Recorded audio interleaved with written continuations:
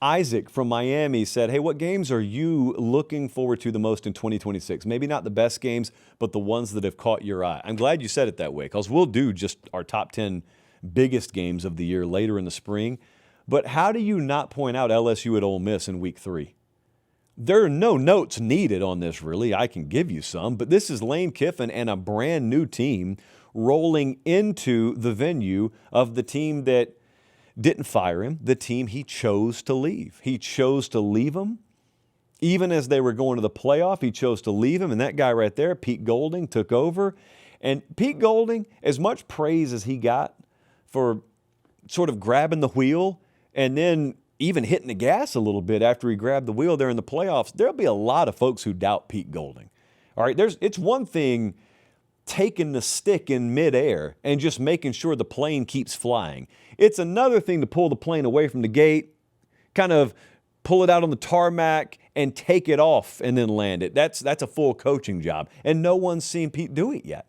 So I guess if you want to call that doubting him, everyone gets doubted until they've done it. And so Lane goes in there week 3, pure theater. It's going to be unbelievable. Oregon at Ohio State's much later in the season, but that one's got to be one too. Oregon goes to Ohio State in week 10, and there are 2 monster games in week 10. This is one of them. By this point, look at that schedule for Ohio State. By this point in the season, by week 10, Ohio State has already faced Texas on the road, Iowa on the road, Indiana on the road, and USC on the road. And they play Southern Cal the week before Oregon. So a nice little 6,000 some odd mile round trip there. Dan Lanning's way versus Ryan Day's way. One of the things I always say about matchups of top 5 caliber programs is if you're a top 5 program, that means you've got the resources to do anything any way you want. So your philosophies, your roster building, your portal strategy, your hiring strategies, you get to choose how you do it all. There is no inadequacy that forces you to Oakland A's your way to a win circa 2004. You get to do it any which way you want. And anytime these big-time programs face off against each other, it's like competing worldviews. It's competing cultures. Remember, they played out in Eugene 2 years ago, and is unbelievable, amazing. And then they played again in the Rose Bowl, and it was a splattering. And they didn't play last year, right, Jesse? No. So this is the next time that we will have seen them face off.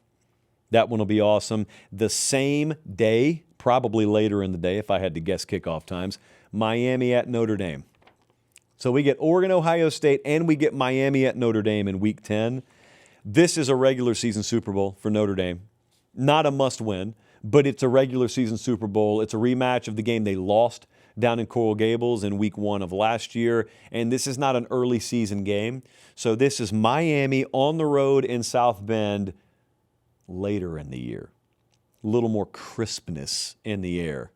You know, maybe, dare I say, some long sleeves in the crowd, especially from the visiting fans. But elite rosters. You got Miami knocking on the door of winning a national championship a year ago. You got Notre Dame favored to win it all this year. Miami's favored to be right back in the mix. This is what people like me live for. I know a lot of you guys feel the same way. I get more jacked thinking about regular season matchups like this than I do the playoff. I get more jacked thinking about this than I do the national championship game because this thing's going to be played in South Bend, Indiana, not in Glendale, Arizona. All due respect to the Fiesta Bowl. Fine people out there, but it's a little bit different in the regular season. Week 6 is a big one too. So kind of like week 10, there are a pair of massive games here. Quick 5-second timeout. Check and make sure you're subscribed to the channel. It keeps it free. We love you. All right, back to the show. Red River Shootout, known by no other name on this show. The Red River Shootout is in week 6, Oklahoma, Texas. The Cotton Bowl, the real one, the one that God built, not the one that Jerry Jones built. Love it. It has become my favorite rivalry game to go to. I'm normally an anti-neutral site guy. This is one of very few exceptions where I would just bake it into the college football constitution that it has to be played here forever. Oklahoma will have already played at Michigan and at Georgia by the time this game happens. Texas will have already played Ohio State and at Tennessee by the time this game happens. As is customary, they both come off a bye.